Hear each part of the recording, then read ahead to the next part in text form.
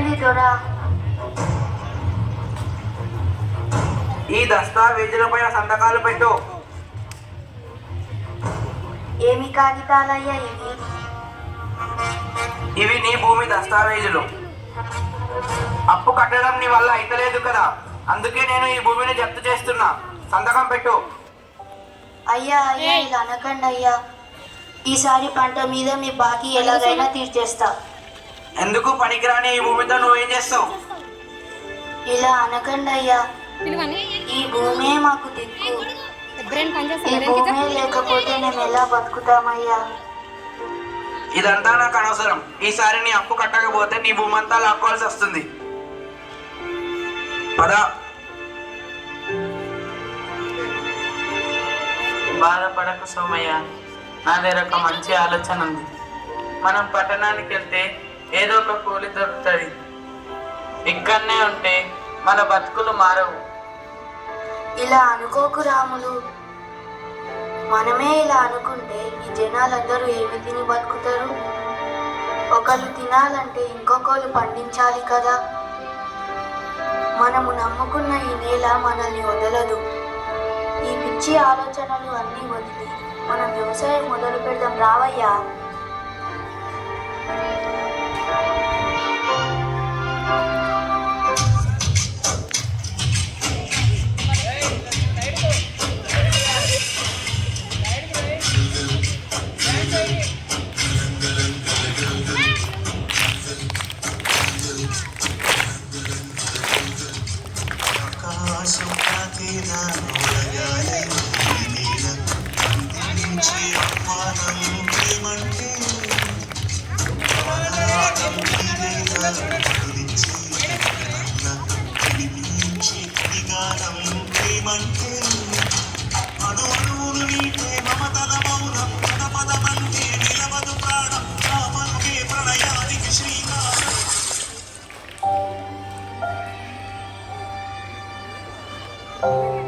పోయినసారి కూడా వర్షాలు పడలేవు సోమయ్య. ఈసారి కూడా వర్షాలు పడకపోతే నీ అప్పెలా తీరుస్తావయ్యా?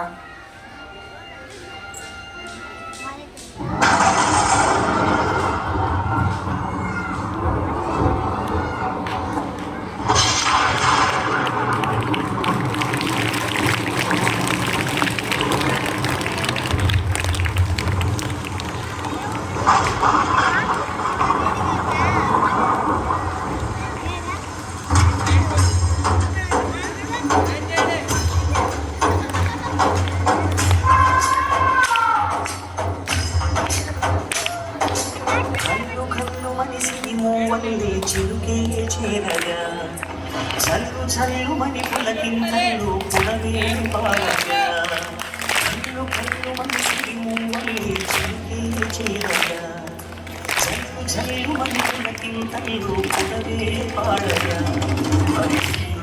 మరి ఒప్పు మానవాసాలు తీయని నిలువెల్ల మనసు వడగళ్ళు నాకి గడగళ్ళే తీరని జన్మాన చాడతో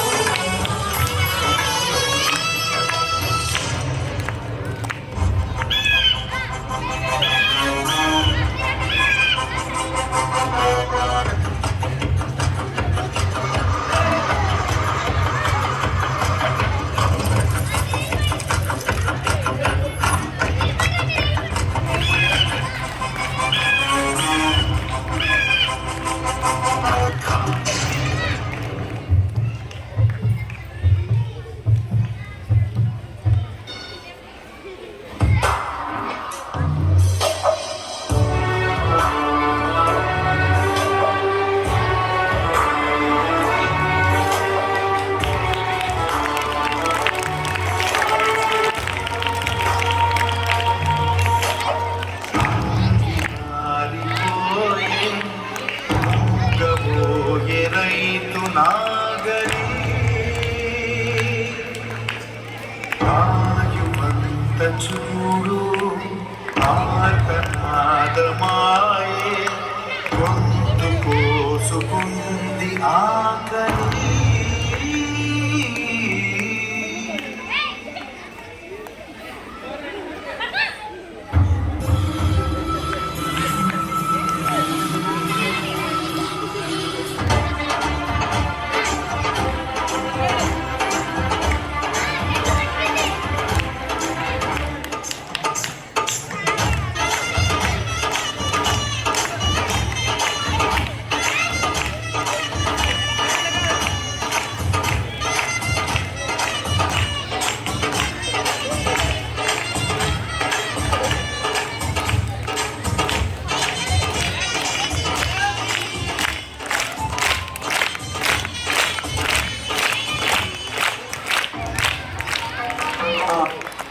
అమ్మా అమ్మా ఆకలి ఆకలి ఆకలేస్తుందయ్యా.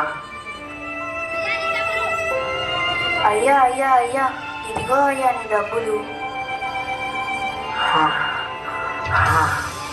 డబ్బొద్దయ్యా, అన్నం అన్నం కొంచెం అన్నం పెట్టండి.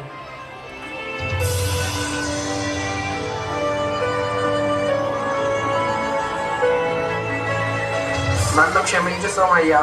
ఇన్ని రోజులు డబ్బున్న అహంకారంతో నిన్ను చిన్న చూపు చూసిన, నిన్ను చాలా బాధ పెట్టిన.